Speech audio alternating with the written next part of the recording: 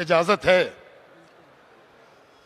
بسم اللہ الرحمن الرحیم، نحمدہ ونصلی ونسلم علی رسولہ الکریم وعلی آلہ واصحابہ واہل بیتہ واولیاء امتہ اجمعین۔ قال اللہ تبارک وتعالی فی القرآن المجید والفرقان الحمید وما ارسلناک الا رحمۃ للعالمین۔ آمنت باللہ ورسولہ وصدق اللہ المولانا العظیم۔ حضرت مولانا مفتی خلیل احمد صاحب شیخ الجامعہ جامعہ نظام الدین، حضرت مولانا مفتی نظام الدین صاحب جامعہ اشرفیہ مبارک پور، علماء ملت اسلامیہ، مشائخ کرام، جناب اسد الدین اویسی صاحب، دیگر مشاہیر و اراکین، معزز حاضرین و سامعین و ناظرین و سامعات، اس سے قبل کہ اس تاریخی متبرک مقدس معطر محبت بھری مجلس میں کچھ عرض کرنے کی جسارت کی جائے، آئیے ہم اور آپ مل کر اپنی اس حاضری کو بامعنی بنانے کی نیت سے بارگاہ نبوت اور بارگاہ اہل بیت نبوت میں درود پاک کا ہدیہ پیش کرنے کی سعادت اور دولت حاصل کریں۔ اللہم صلی علی سیدنا و مولانا محمد معدن الجود والکرم ومنبع العلم والحلم والحکم وعلی آلہ واصحابہ واہل بیتہ وبارک وسلم۔ میرے لیے یہ پہلا اتفاق ہے کہ میں حیدرآباد کی سرزمین پر اس تاریخی اور اہم جلسے کی زیارت حاصل کر، سنا تو سنا ہوا ہوتا ہے، دیکھا دیکھا ہوا ہوتا ہے، بلا شبہ یہ جلسہ بہت کچھ کہہ رہا ہے، بہت کچھ بتا رہا ہے، بہت کچھ پہنچا رہا ہے۔ یہ حیدرآباد شہر ہے اور کہتے ہیں کہ اس کا نام حیدر مولا علی کی وجہ سے رکھا گیا۔ یہ مولا علی سے ایک وجہ تسمیہ اس شہر کو حاصل ہے۔ ایک معمہ جو حل نہیں ہو رہا تھا وہ اس وجہ تسمیہ کو جان کے حل ہو گیا کہ یہاں شیر کیوں پیدا ہوتے ہیں، شیر کی پیدائش کی وجہ کیا ہے۔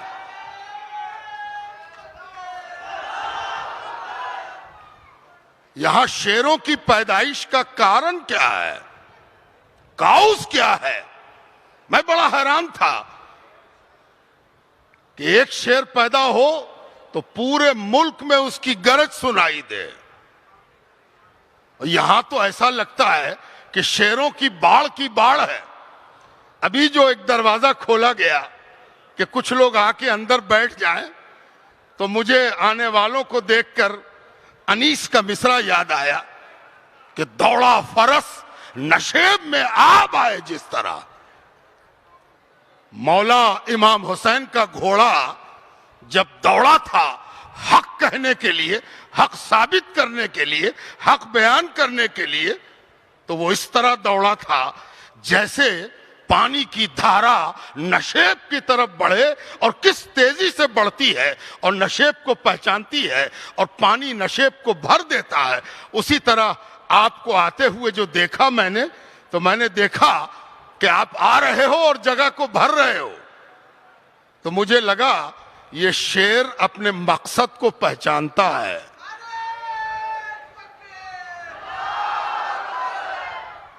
یہ حیدرآباد ہے.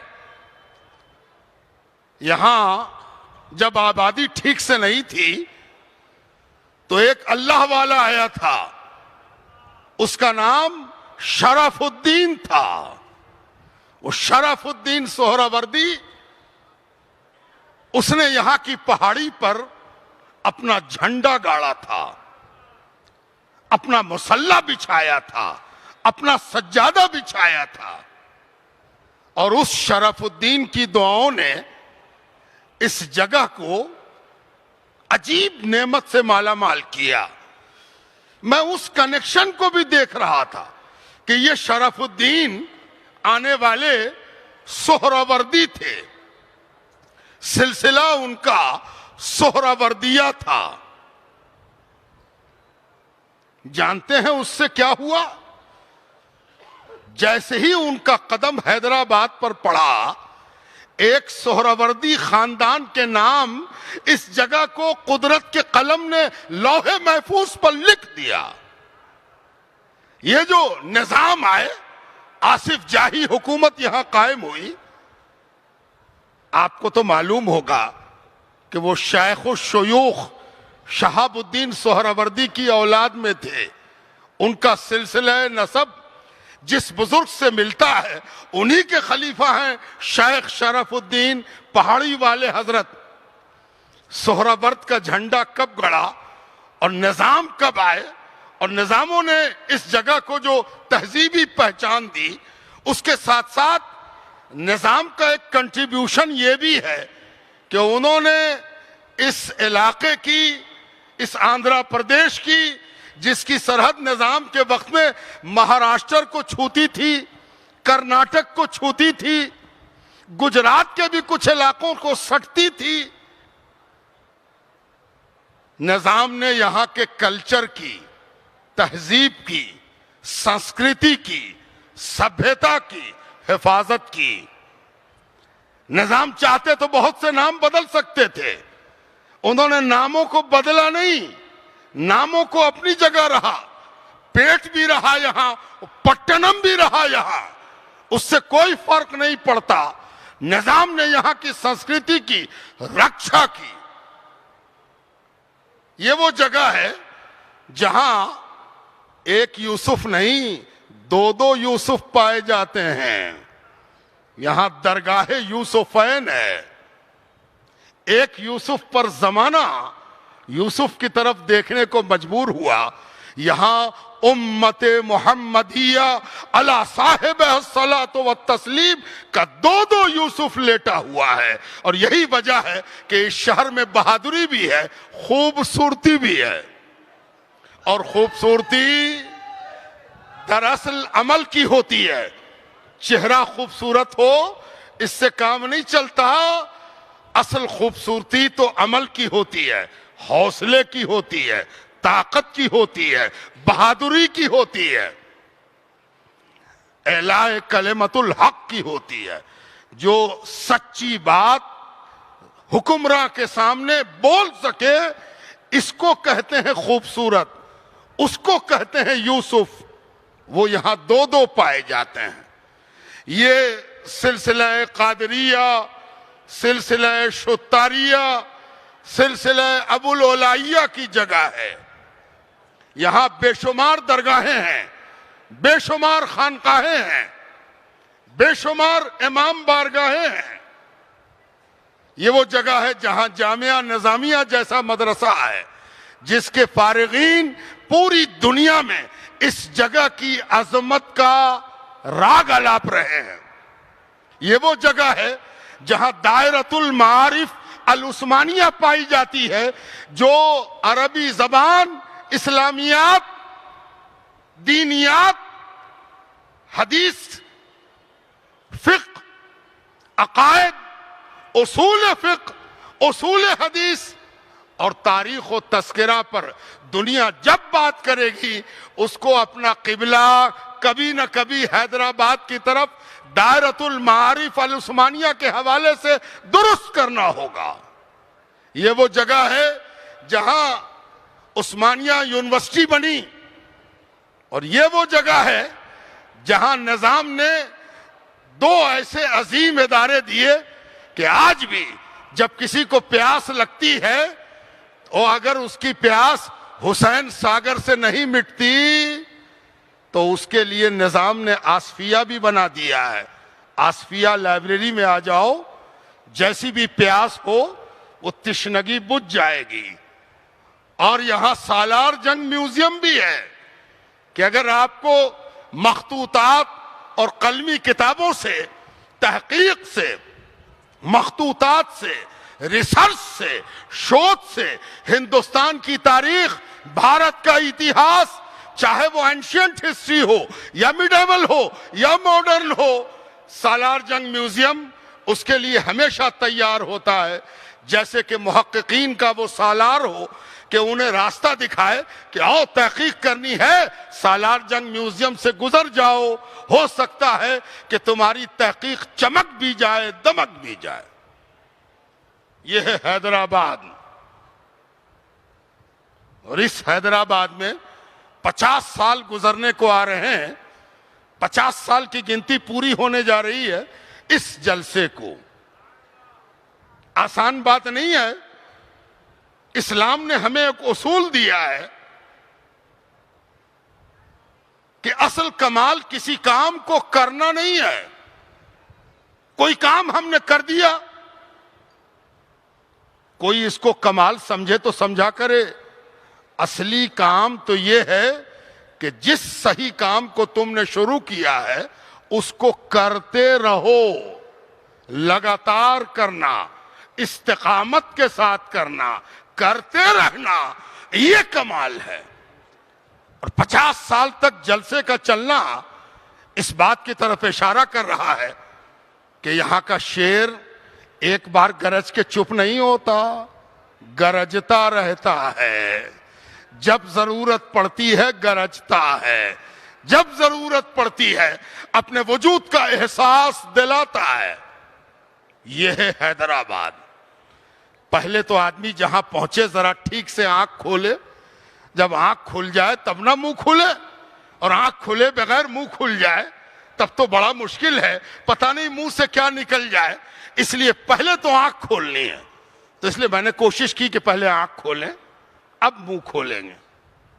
بزرگوں، دوستوں اور عزیزوں، جلسہ تو 50 سال سے ہو رہا ہے، لیکن اس کا جسٹیفیکیشن، اوچت، اس جلسے کا حق اس سال بنسبت اور سالوں کے زیادہ اہم ہو گیا ہے۔ یہ جلسہ صرف روایت نہیں ہے، یہ جلسہ صرف رسم نہیں ہے کہ ہر سال 12 ربیع الاول کی رات آئی اور جلسہ ہو گیا، ہونا ہے اور ہو گیا، ہوتا آیا ہے اور ہو گیا۔ نہیں، اس جلسے کی ایک خصوصیت یہ ہے کہ یہ جلسہ اپنے ایمانی شعور کے ساتھ جو زمانہ گزر گیا اس کا محاسبہ کرتا ہے، اور جو زمانہ آگے آنے والا ہے اس کے بارے میں فکر پیدا کرتا ہے اور طے کرتا ہے کہ آگے ہمیں کیا کرنا ہے۔ اس لیے اس سال کا جلسہ اپنے آپ میں بڑی اہمیت رکھتا ہے، اس لیے کہ اس سال تقاضے انقلابی انداز میں بدلے ہیں۔ اب تقاضا روایتی نہیں رہا، تقاضا نیا ہے، چیلنجنگ ہے۔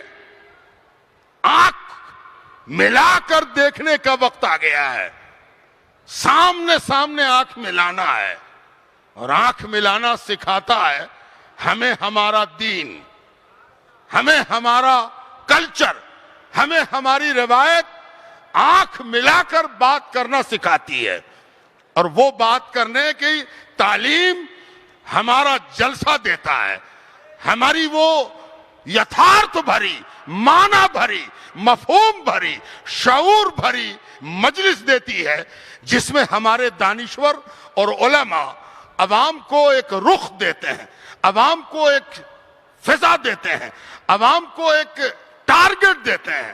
وہ ٹارگٹ کا آج موقع ہے. لیکن پہلے آپ کو تاریخ کی طرف لے چلتے ہیں.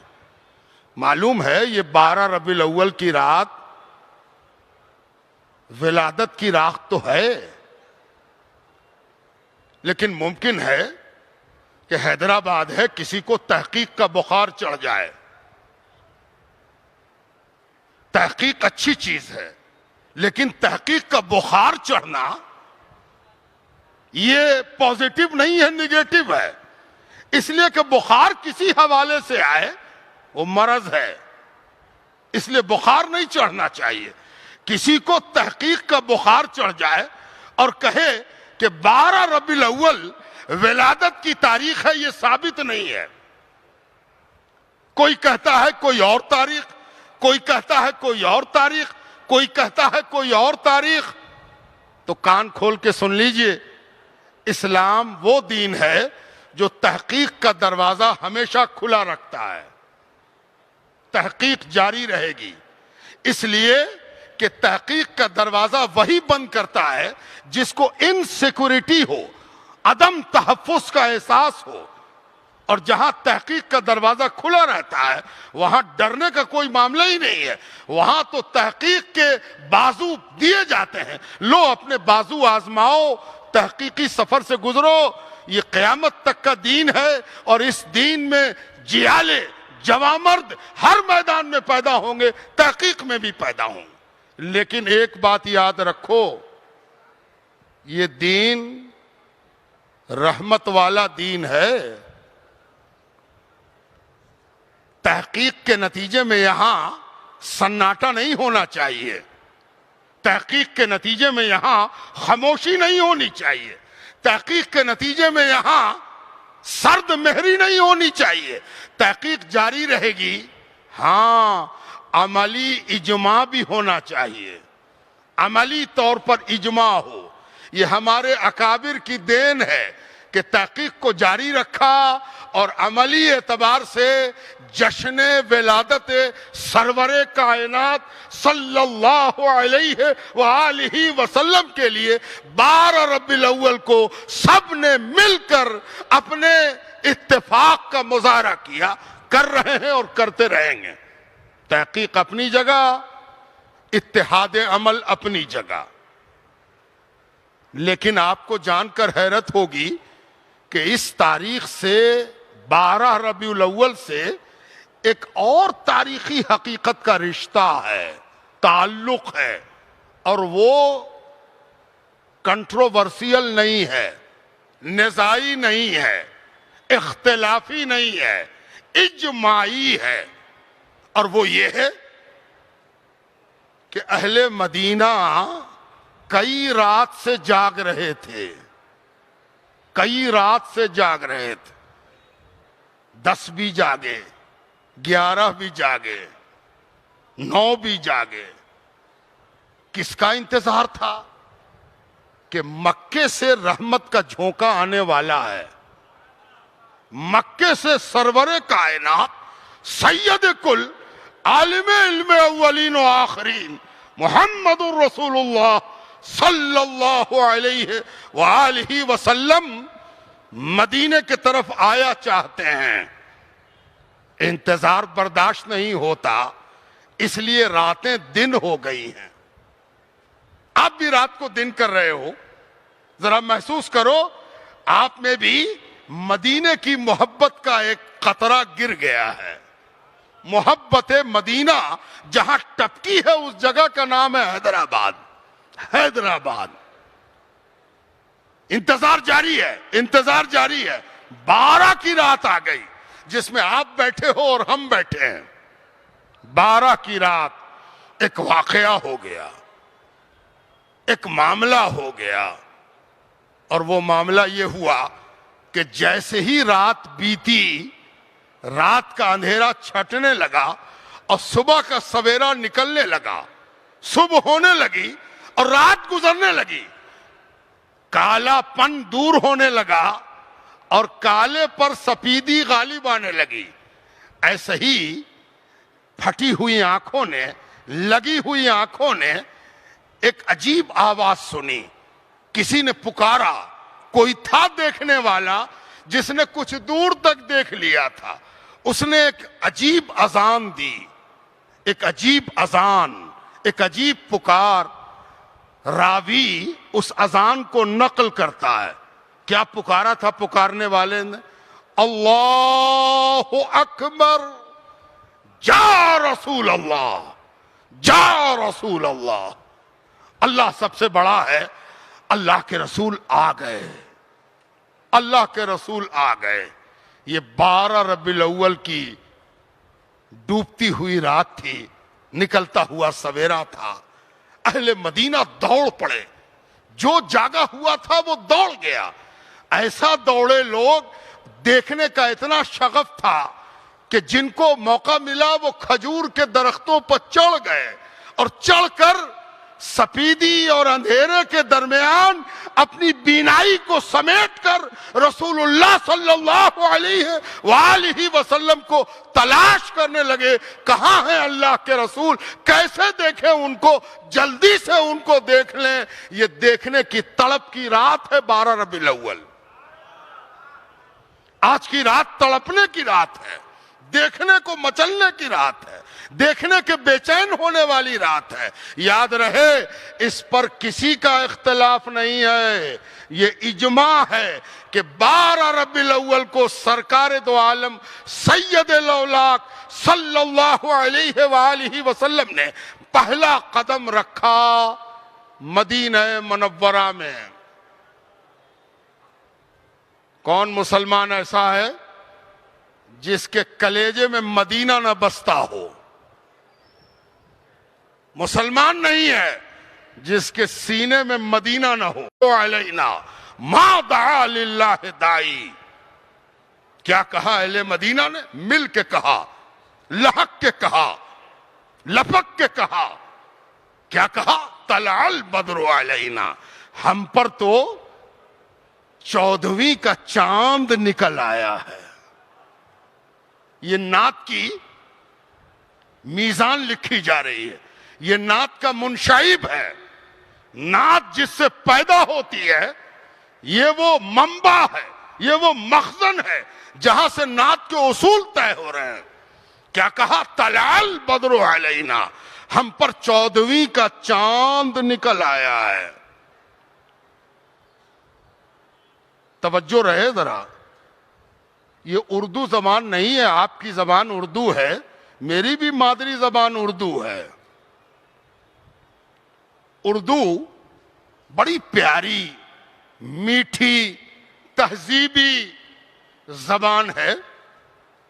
اردو سے نفرت کرنے والے بہت دفعہ یہ بھول جاتے ہیں کہ اردو اسی بھارت کی پیدا ہے۔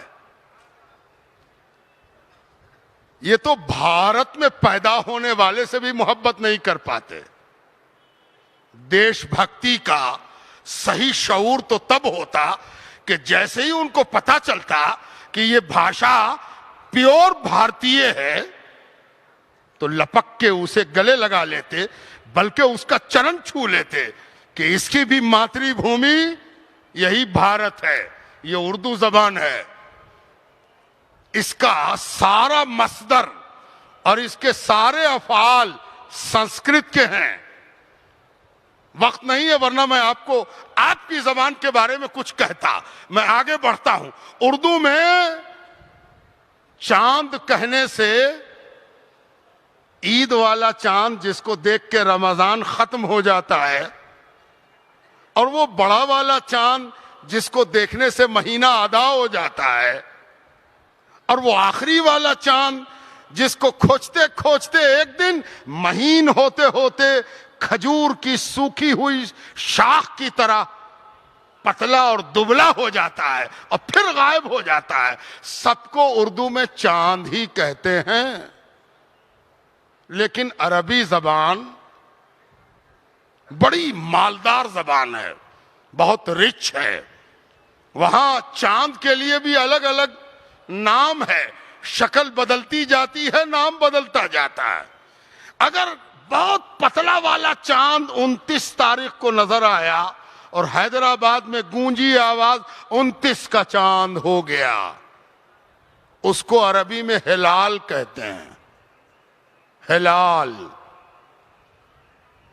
اسی لیے اس کے دیکھنے کو رؤیت ہلال کہتے ہیں, جس کو دیکھ کے فیصلہ ہوتا ہے. اور وہ چاند جب پورا ہو جاتا ہے اس کو عربی میں بدر کہتے ہیں. اور عام دنوں کا چاند 13 کا, 12 کا, 16 کا, 25 کا, 26 کا چاند عربی میں قمر کہلاتا ہے. جب شاعری کر رہے تھے اہل مدینہ تو وہ صرف شاعری نہیں تھی, عقیدت سے اور عقیدے سے لبریز تھی. نبی کے لیے کوئی چاند استعمال نہیں کیا. طلع البدر علینا, ہم پر وہ چاند نکلا ہے جو مکمل ہے, کوئی نقص نہیں ہے, کوئی کمی نہیں ہے, نہ گھٹنا ہے نہ بڑھنا ہے. یہ پورا پورا ہے, یہ مکمل ہے, یہ آخری ہے. اب اس میں کوئی نہ اضافہ ہوگا اور نہ اس میں آج کوئی کمی ہونے والی ہے. طلع البدر علینا, ہم پر مکمل چاند نکل آیا ہے. ایک بات اور ذہن میں رہے کہ بدر کی جگہ شمس کیوں نہ کہا؟ اہل مدینہ کہہ دیتے طلع الشمس علینا, ہم پر سورج نکل آیا ہے.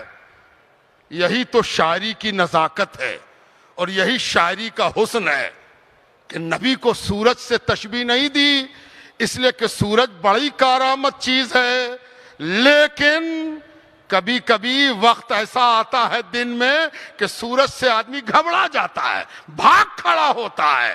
تو یہ سورج سے بھاگ کھڑے ہونے والی بات نبی کے لیے استعمال کے لائق نہ رہی.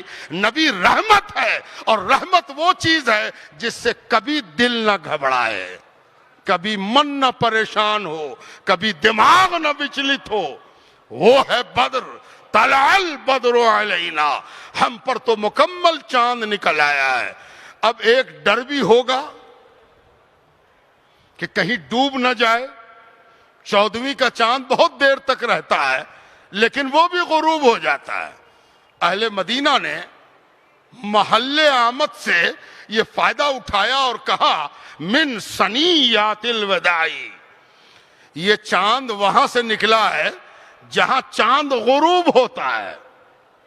اگر طلوع کی جگہ سے نکلتا تو غروب کا خدشہ تھا, یہ تو نکلا ہی ہے غروب کی جگہ سے, اس کے غروب ہونے کا کوئی خدشہ ہی نہیں ہے. من ثنیات الوداع. اب اس کے بعد ایمان کی بات کہی, وہی ایمان کا شجرہ ہے جو حیدرآباد تک پہنچا ہے. کیا کہا؟ وجب الشکر علینا, ہم پر اللہ کا شکر واجب ہو گیا ہے. جس سے پوچھنا ہے پوچھ لو, یہ شکر صرف 12 تاریخ کو ادا ہوتا ہے. بات سمجھ میں آتی ہے؟ یہ 12 تاریخ کو جو شکرانہ ادا ہوتا ہے اسی کی طرف اہل مدینہ اشارہ کر رہے ہیں. اور دیکھو اویسی صاحب کے سامنے نہیں کر رہے ہیں, مفتی نظام الدین صاحب کے سامنے نہیں کر رہے ہیں, مفتی خلیل صاحب کے سامنے نہیں کر رہے ہیں کہ کوئی مفتی دامن جھٹک دے کہ میرے سامنے تھوڑی کہا گیا ہے. یہ تو رسول اللہ صلی اللہ علیہ وآلہ وسلم کے سامنے کہا جا رہا ہے. وجب الشکر علینا, ہم پر اللہ کا شکر فرض ہو گیا ہے. فرض.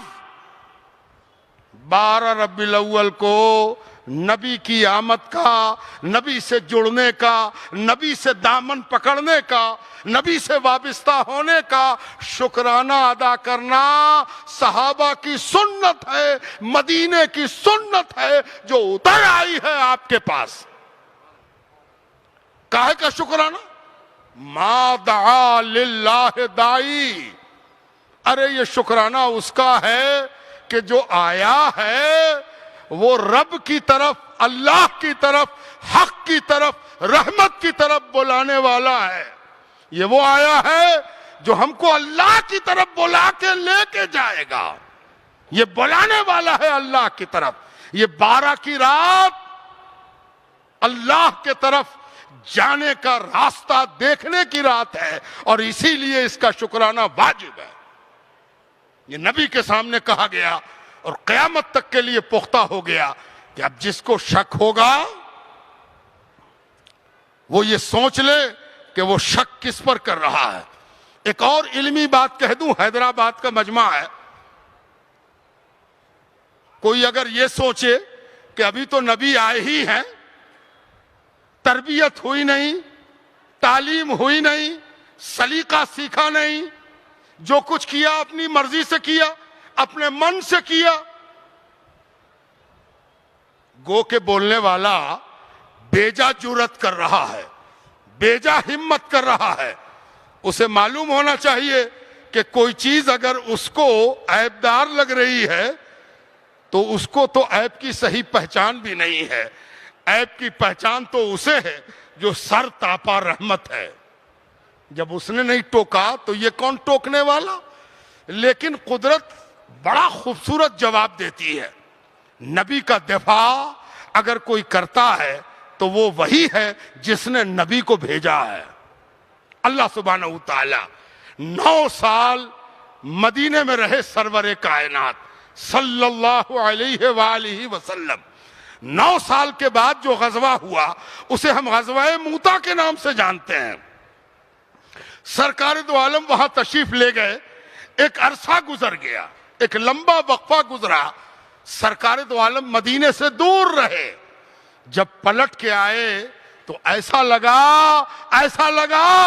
جیسے پہلے بار مدینہ آئے تھے ویسے ہی مدینہ لوٹے ہو۔ تو اہل مدینہ نے پھر وہی کام کیا، دف بجا اور پڑھا گیا طلع البدر علینا من ثنیات الوداع وجب الشکر علینا ما دعا للہ داعی۔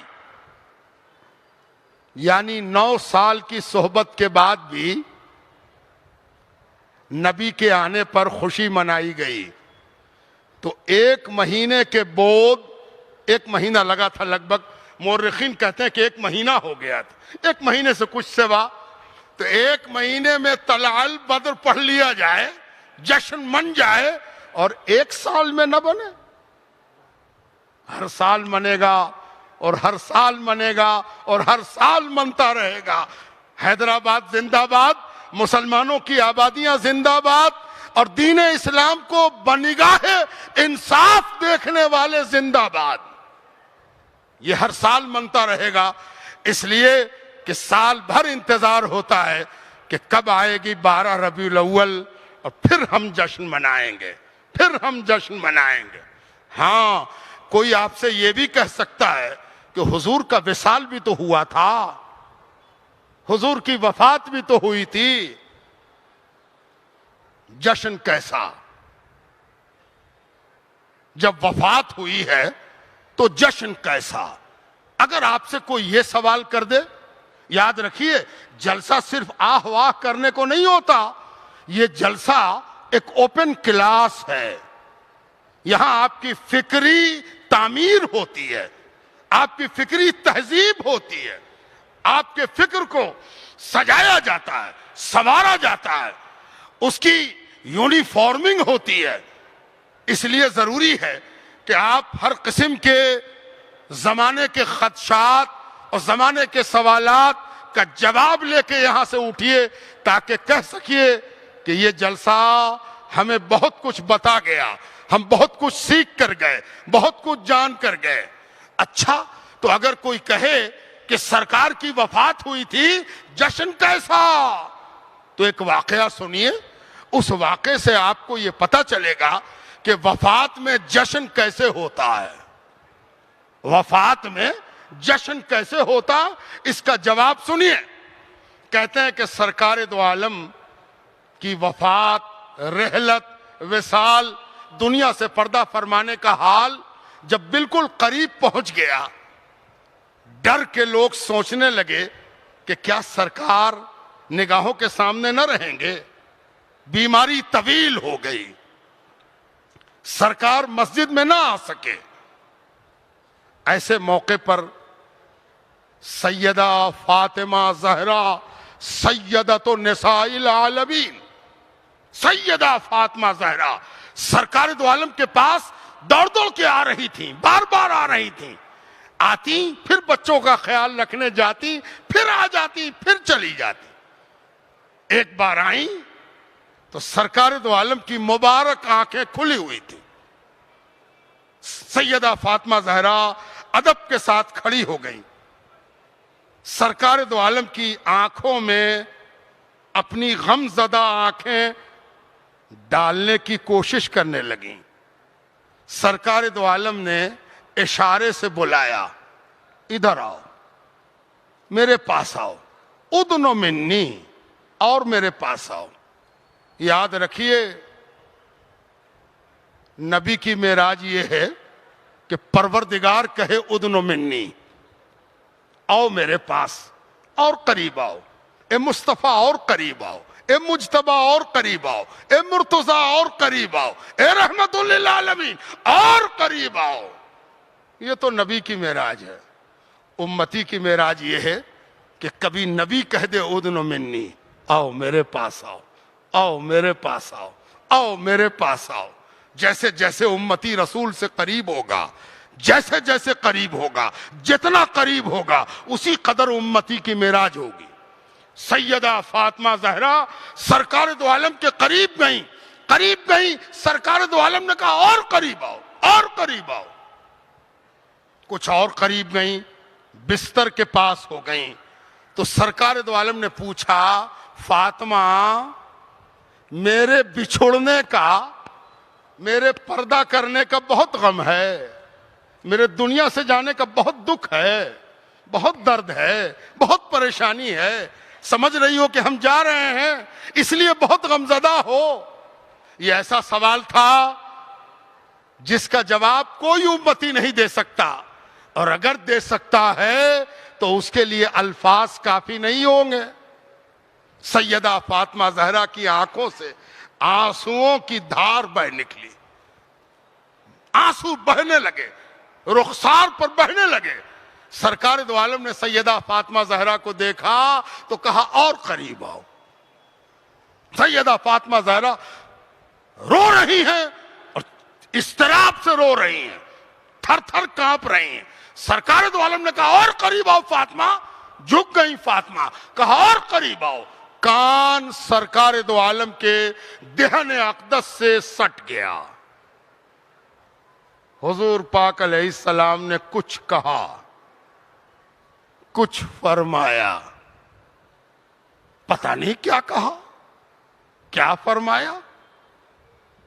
غم کی انتہا پر بے ساختہ روتی ہوئی فاطمہ کھل کھلا کر ہنس پڑی، کھل کھلا کر ہنس پڑی۔ سیدہ عائشہ صدیقہ رضی اللہ تعالی عنہا حجرہ اقدس میں موجود حیرت سے دیکھ رہی ہیں کہ آج تک ایسا دیکھا نہ سنا کہ غم اپنی انتہا کو چھو رہا ہو اور اس پر مسرت غالب آ جائے۔ غم پر، دکھ پر خوشی، فرحت غالب آ جائے، ایسا تو کبھی دیکھا نہیں۔ آج فاطمہ کو کیا ہو گیا ہے؟ ایک طرف تو رونے کی انتہا ہے اور دوسری طرف خوشی کی انتہا میں اس طرح ہنس پڑی کہ دندان مبارک ظاہر ہو گئے۔ بس یہی تو راز ہے کہ غم میں خوشی کیسے منائی جاتی ہے، غم کے باوجود خوشی کیسے ہوتی ہے۔ یہ راز آپ ہی کو نہیں تنگ کر رہا ہے، سیدہ عائشہ صدیقہ کو بھی یہ راز جاننے کی بڑی فکر ہوئی، ہر امتی کو ہوگی، اور وہ تو امتی کی ماں ہیں، ام المومنین سیدہ عائشہ صدیقہ رضی اللہ تعالی عنہا نے مناسب وقت تلاش کیا۔ سرکار دو عالم کے پردہ فرمانے کے کچھ دنوں کے بعد ایک دن موقع مل گیا، سیدہ فاطمہ زہرا کو انہوں نے پکڑا اور ایک طرف کنارے لایا اور کہا، فاطمہ ایک بات جاننا چاہتی تھی کہ اس روز جب تم بے حد غمزدہ تھی تو سرکار دو عالم صلی اللہ علیہ وآلہ وسلم نے تم سے کیا کہا کہ تم ہنس پڑی؟ کیا معاملہ تھا؟ فاطمہ بتاؤ نا۔ سیدہ فاطمہ زہرا نے بڑے ادب کے ساتھ اپنی کلائی چھڑائی اور کہا، اس کو راضی رہنے دیجیے۔ حضور پاک علیہ السلام نے بڑے پردہ داری کے ساتھ مجھ سے کہا تھا، اور اس سوال و جواب کا تقاضا یہی ہے کہ میں ظاہر نہ کروں، لیکن حضرت عائشہ نے اور کس کے پکڑا اور کہا، اے فاطمہ، مجھے معلوم ہے کہ روئے زمین پر سرکار دو عالم کو جو ذات سب سے زیادہ محبوب تھی وہ تم ہو، اور میں یہ بھی جانتی ہوں کہ اے فاطمہ، اس روئے زمین پر تم کو جو سب سے زیادہ محبوب ہے وہ محمد رسول اللہ ہے صلی اللہ علیہ وآلہ وسلم۔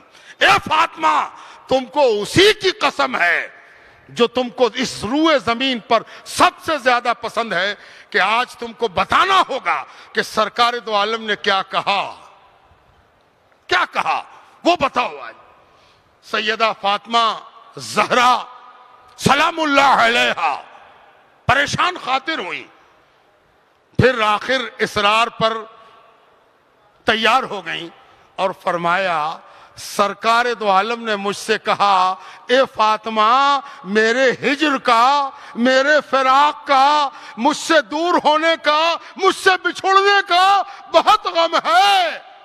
تو فاطمہ رونے لگی۔ میں نے عرض کیا، سیدہ فاطمہ نے، میں رونے لگی۔ تو سرکار دو عالم نے مجھے کان میں ایک بات کہی، جانتی ہو فاطمہ، میرے بچھڑنے کے بعد سب سے پہلے مجھ سے کون ملے گا؟ سب سے پہلے کون ہم سے ملاقات کرے گا؟ کون ہے جو ہجر سے وصل تک پہنچے گا؟ سیدہ فاطمہ زہرا نے حسرت سے اپنے بابا جان کے کان سے اپنا کان ان کے منہ سے لگائے ہوئے پوچھ دیا، یا رسول اللہ، وہ خوش قسمت کون؟ سرکار دو عالم نے فرمایا، اے فاطمہ، فاطمہ وہ تم ہوگی جو سب سے پہلے مجھ سے ملے گی، وہ تم ہوگی۔ سیدہ فاطمہ زہرا کہتی ہیں، بچھڑنے کا غم ملنے کی خبر سے خوش ہو گیا۔ ملنا نبی کا، آنا نبی کا، ولادت نبی کی، نبی سے ملاقات، نبی سے قرب کا تصور، یہ اتنا احساس فرحت رکھتا ہے کہ غم کا احساس بھی اس سے مغلوب ہو جاتا ہے اور خوشی غالب آ جاتی۔ تو بزرگوں، دوستوں اور عزیزوں، یہ جو جشن ہے یہ اس بات کی علامت ہے کہ ہم بھی قرب نبی، استقبال نبی، ملاقات نبی کے لیے اپنی آنکھیں بچھائے ہیں، اور ہمیں وعدہ یاد ہے کہ نبی سے ملاقات ہو کر رہے گی، اس لیے غم بچھوڑنے کا ملاقات کے وعدے سے مغلوب ہے۔ رحمت للعالمین۔ ظاہر ہے کہ آپ کی رات اب کافی ہوا چاہتی ہے، تو آپ قسم قسم کے مقرروں کو سن چکے ہیں، سب وقی ہیں، اہم ہیں، مستند ہیں، لیکن پھر بھی ایک دسترخوان پر کتنی ڈش کھائیے گا؟ ایسی ایسی ڈش آپ نے کھا لی ہے کہ ممکن ہے کہ آپ کی طبیعت پریشان ہو رہی ہو، اس لیے میں زیادہ سما خراشی نہیں کروں گا۔ مجھے معلوم ہے کہ یہاں کا جلسہ انہی وقتوں میں تمام ہوا چاہتا ہے، اس لیے میں سمیٹتے ہوئے آ جاتا ہوں اس طرف کہ آج ایک مسئلہ ہم لوگوں کے سامنے ہے کہ ہمارے رحمت للعالمین پر کسی نے انگلی اٹھانے کی کوشش کی ہے نا؟ لیکن ایک افسوس کی بات ہے کہ انگلی اٹھانے والے نے دشمنی کرنا بھی نہیں سیکھا ہے۔ دشمنی کے بھی کچھ آداب ہوتے ہیں۔ اگر آپ کو دشمنی کرنی ہے تو اس کا بھی کوئی ڈسپلن ہے، کوئی انوشاسن ہے۔ شتروتا کرنی ہے تو شتروتا کا بھی کوئی ویدھان ہے، اور وہ طریقہ یہ ہے کہ آدمی جس سے دشمنی کرنا چاہے پہلے یہ پتہ کرے کہ اس کے اور کوئی بھی دشمن ہے، کوئی دشمن ہے یا نہیں۔ اگر دشمن ہے تو پہلے یہ پتہ کریں گے کہ ہم سے پہلے والے دشمن نے دشمنی کا کون سا اتہاس لکھا ہے نا؟ اور میں آپ سے بتا دوں، قرآن وہ کتاب مکمل ہے جس میں ہر مضمون پایا جاتا ہے، ہر سبجیکٹ پایا جاتا ہے، نظر ہونی چاہیے، صلاحیت ہونی چاہیے، ایبیلٹی ہونی چاہیے۔ قرآن میں ایبیلٹی اگر ہے تو دنیا کا ہر مضمون نظر بھی آئے گا، سمجھ بھی آئے گا۔ یاد رکھیے، قرآن نے خود رسول اللہ صلی اللہ علیہ وسلم کی دشمنی کو نقل کر دیا ہے کہ رسول اللہ کے دشمن کون تھے اور دشمنی میں کیا کہتے تھے۔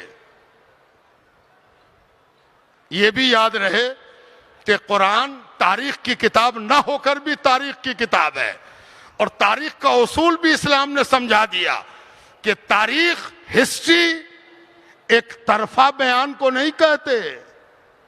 تاریخ اس سچائی کو کہتے ہیں جس میں پازیٹیو رخ بھی لکھا جائے، نیگیٹو رخ بھی لکھا جائے، تب جا کے تاریخ مکمل ہوتی ہے۔ قرآن کریم نے تاریخ لکھنا بھی سکھا دیا ہے۔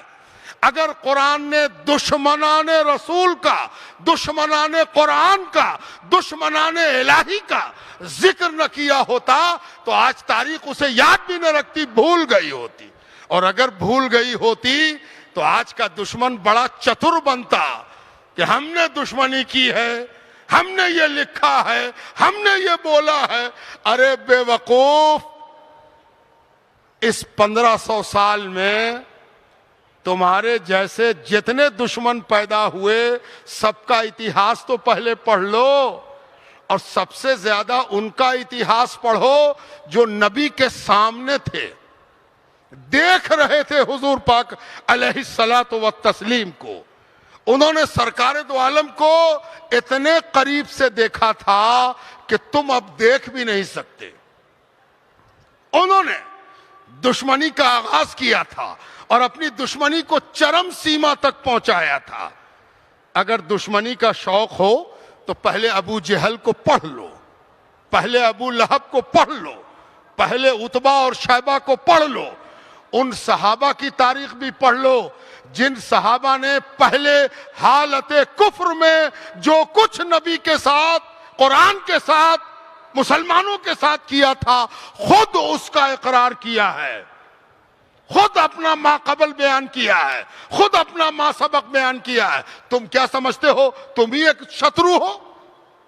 پڑھو، پہلے اپنے استادوں کو پڑھ لو کہ ابو لہب اور ابو جہل نے کیسی دشمنی کی تھی، اور جب تم پڑھو گے تو تم کو ایک خوبصورت بات معلوم ہوگی۔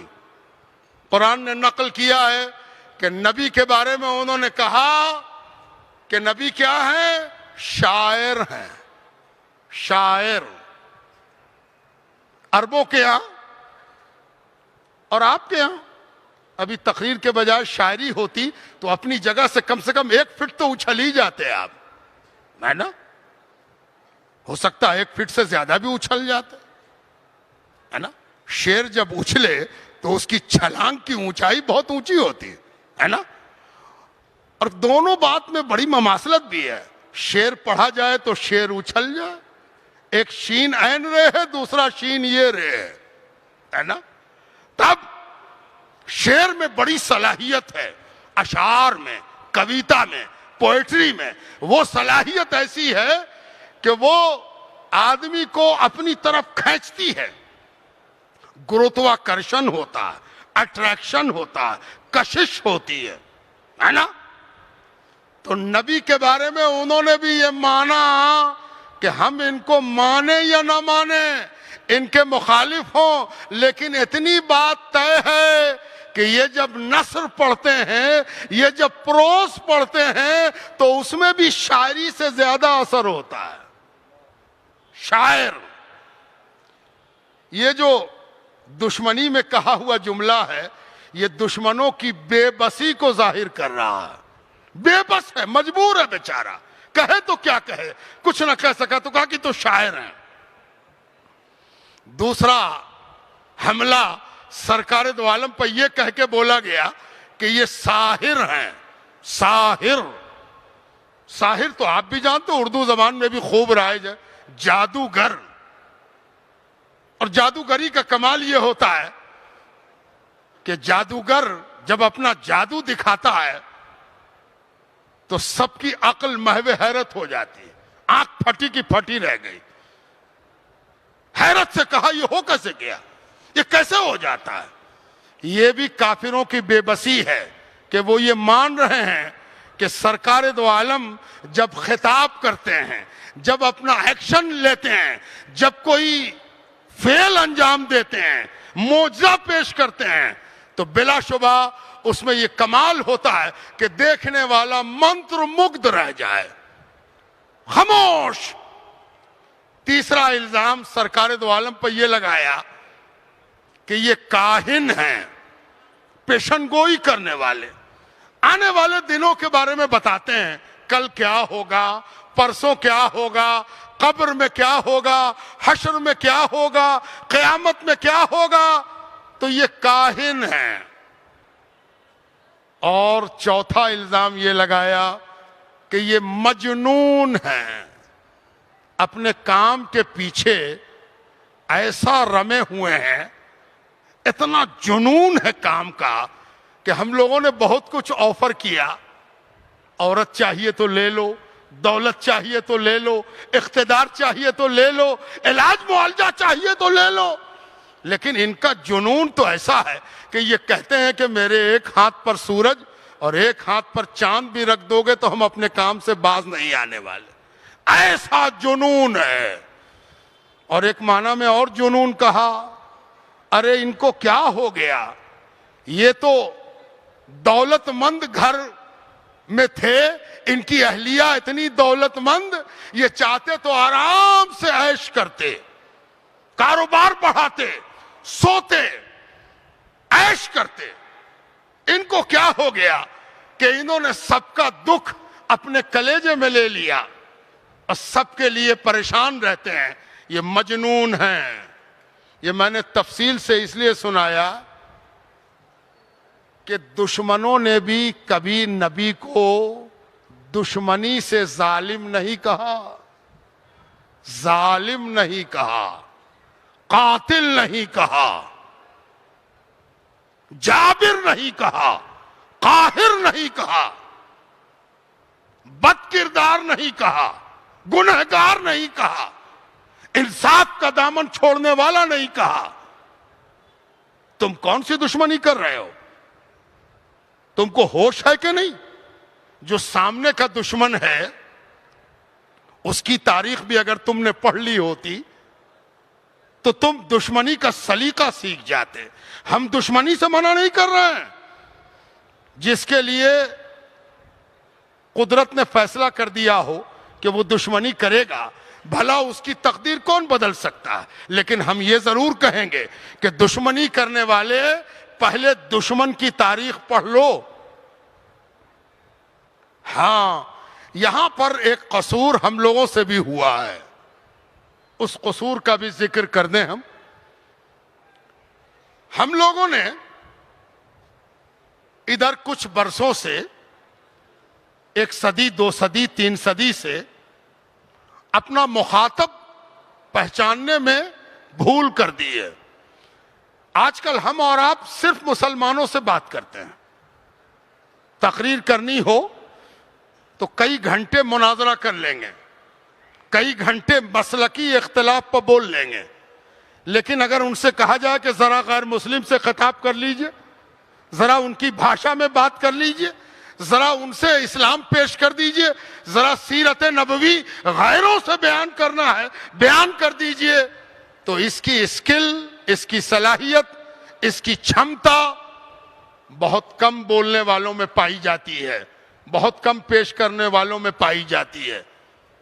ये भी एक वजह है कि हमने जब नबी को समझाने की कोशिश छोड़ दी, नबी को पेश करने की कोशिश छोड़ दी, आखिरी बात कि नबी रहमतुल लिल आलमीन है और हम लोगों की बहाली हुई है रहमत बांटने को। सरकार दो आलम रहमत की सरकार हैं और हम सब چند ٹکے کے ملازم ہیں اس سرکار رحمت پناہ کے. ہمارا کام اتنا ہی ہے کہ نبی سر تاپا رحمت ہے, ہمیں اس رحمت کو پہنچانا ہے. لے لو رحمت, لو رحمت, لو رحمت کا یہ شق, لو رحمت کا یہ رنگ, لو رحمت کا یہ ڈھنگ, لو رحمت کا یہ انداز. نبی کی رحمت کو پہنچانے میں, دینے میں, پہچانوانے میں ہم سے چوک ہو رہی ہے. آج کا پیغام یہ ہے آپ کے لیے, آپ جو نوجوان ہو اور کثرت سے نوجوان نظر آ رہے ہیں. ایک صاحب کہہ رہے تھے کہ ہندوستان جوان ملک ہے, اتنے جوان کہیں پائے نہیں جاتے. لیکن یہ بڑا اہم مسئلہ ہے کہ ہم ان جوانوں کو دے کیا رہے ہیں. صحیح ہے کہ ہندوستان جوان ملک ہے, اللہ اس ملک کو اور جوان کرے, اللہ اس ملک کو اور جوانی دے, اللہ اس ملک کو اور طاقت دے. یہ زیادہ خوشی کی بات نہیں ہے کہ جوان بہت ہیں یہاں. خوشی کی بات تو یہ ہوگی کہ ان جوانوں کو ہم کس چیز کا پیامبر بنا رہے ہیں, کس چیز کا پیغمبر بنا رہے ہیں, کس چیز کا دوتک بنا رہے ہیں. ان جوانوں کو ہم کام کیا دے رہے ہیں؟ ایک تو ہم نے بے روزگار کر دیا, ہم نے بیکار کر دیا, اور پھر کیا دیا؟ ان جوانوں کو نفرت دیا, ان جوانوں کو تعصب دیا, ان جوانوں کو بغض دیا, ان جوانوں کو عداوت دیا, ان جوانوں کو گالی بکنا سکھایا, ان جوانوں کو لنچنگ سکھایا, ان جوانوں کو انسانیت سے دور لے جانے کا کام کیا. یہ جلسہ سیرت اسی لیے منعقد ہوتا ہے کہ ہم اپنے جوانوں کو بتاتے ہیں کہ ہمارا نبی رحمت ہے, اور ہم اگر کسی کو دے سکتے ہیں تو وہ ہمارے نبی کی رحمت ہے. اور رحمت کا اصول یہ ہے کہ آپ سرکار دو عالم سے صرف نماز پڑھنا مت سیکھیے, صرف روزہ رکھنا مت سیکھیے. آپ کو یہ بھی سیکھنا ہے کہ سرکار دو عالم نے اپنے دشمنوں کے ساتھ کیسا سلوک کیا. یہ بات ختم کر رہا ہوں, بات کو تمام کر رہا ہوں, اور بات اس موڑ پر پہنچ گئی ہے کہ دشمنوں کے ساتھ رسول نے کیا سلوک کیا. یہ ہم کو اپنے رسول سے سیکھنا ہے. یاد رکھیے, ظلم کے بجائے, ظلم کے مقابلے میں, آتنک کے مقابلے میں اگر آتنک رکھا جائے تو یاد رکھیے مکے کے آتنکی, عرب کے آتنکی, ان کے لیے آتنک پسندیدہ چیز تھی. اگر ان کے ساتھ آتنک برتا جاتا تو جانتے ہیں کیا حشر ہوتا. آپ کو معلوم ہے کہ ابو جہل جب بدر کے میدان میں قتل ہو رہا ہے, لڑائی میں مارا جا رہا ہے, تو اس کو مرنے کا افسوس نہیں ہے. جانتے ہیں وہ کیا کہتا ہے کاٹنے والے کو؟ کہتا ہے کہ اچھا تم کاٹو گے, اچھا ایسا کرو یہاں سے مت کاٹنا, یہاں پر سے کاٹنا, گردن پوری سلامت رکھنا. مارنے والے کو بات سمجھ میں نہ آئی کہ یہ مر رہا ہے, اور مرتے وقت کہتا ہے کہ گردن ذرا اونچی کاٹنا. تو ابو جہل کہتا پوچھو کیوں؟ قتل کرنے والے کو اتنی جلدی ہے کہ پوچھے کیوں؟ تم بتاؤ نا کیوں؟ پھر مجبوراً خود بتاتا ہے یہاں سے کاٹنا تاکہ جب گردن میری رکھی جائے تو گردن پوری رہے گی نا, تو سر اونچا دکھائی دے گا, سر اونچا رہے گا. یہاں سے کاٹنا, یہاں سے مت کاٹ دینا, سٹا کے مت کاٹنا, یہاں سے کاٹنا تاکہ میرا سر اونچا رہے. پتا چلا کہ ان کے ساتھ اگر ظلم کیا جاتا, ان کے ساتھ اگر جبر کیا جاتا, ان پر ظلم ڈھایا جاتا, تو یہ اور اپنے کو ہیرو سمجھتے. نبی نے ایک غضب کا ان کے ساتھ معاملہ کیا کہ جس چیز کو وہ پہچانتے نہیں تھے, جس کی وہ امید نہیں کرتے تھے, جس کے بارے میں کبھی سوچا نہیں تھا, وہ نبی نے ان کے ساتھ کر دیا. اور وہ تھا رحمت کا برتاؤ, رحمت کا سلوک, رحمت کا معاملہ. آپ یقین مانیے جتنے لوگ مکے کے عرب کے سرکار دو عالم کے ہاتھ پر ایمان لائے ہیں وہ سرکار دو عالم کی سختی دیکھ کر ایمان نہیں لائے، وہ سرکار دو عالم کی معافی دیکھ کر ایمان لائے۔ وہ مکے کی فتح جس میں مکہ فتح ہو گیا،